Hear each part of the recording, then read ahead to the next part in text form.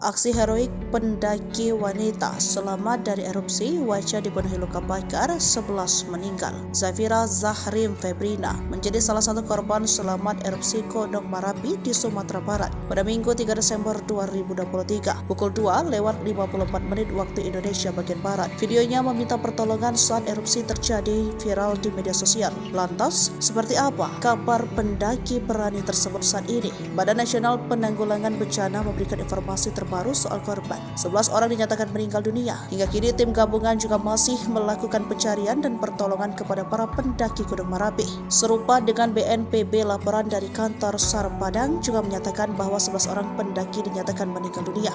Tercatat ada 75 orang berada di Gunung Merapi saat erupsi terjadi hingga pukul 7:10 waktu Indonesia bagian Barat. Diketahui erupsi Merapi ini melontarkan abu vulkanik setinggi 3.000 meter dari atas puncak. Pasca erupsi Gunung Merapi berada pada status level 2 atau waspada. Pusat Vulkanologi dan Mitigasi Bencana Geologi dalam keterangan tertulis menyebutkan, erupsi terekam di seismograf dengan amplitudo maksimum 30 dan durasi sementara lebih kurang 4 menit 41 detik. Zafira sempat mengirimkan video yang menggambarkan kondisinya saat terjebak erupsi. Dari video yang beredar di grup WhatsApp media BKSDA Sumbar, tubuh Zafira itu dipenuhi abu vulkanik. Dalam video itu terlihat Zafira lemas dan meminta pertolongan. Bibi Zafira, Rani Radelani, mengatakan pendakian ke Gunung Merapi ini merupakan pengalaman pertamanya. Saat ingin mendaki bersama teman-teman, Zafira meminta izin kepada keluarga. Namun tak ada informasi apapun atau larangan pendakian hingga status Gunung Merapi saat itu.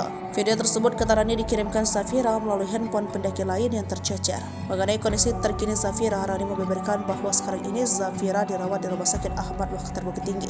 Saat ini Zafira diketahui masih terbaring lemah dengan luka bakar di area wajah. Namun Zafira sudah bisa berbicara sedikit demi sedikit. Zafira merupakan mahasiswa jurusan Teknik Sipil Politeknik Negeri Padang yang masih berusia 19 tahun. Selain itu Zafira juga seorang atlet silat.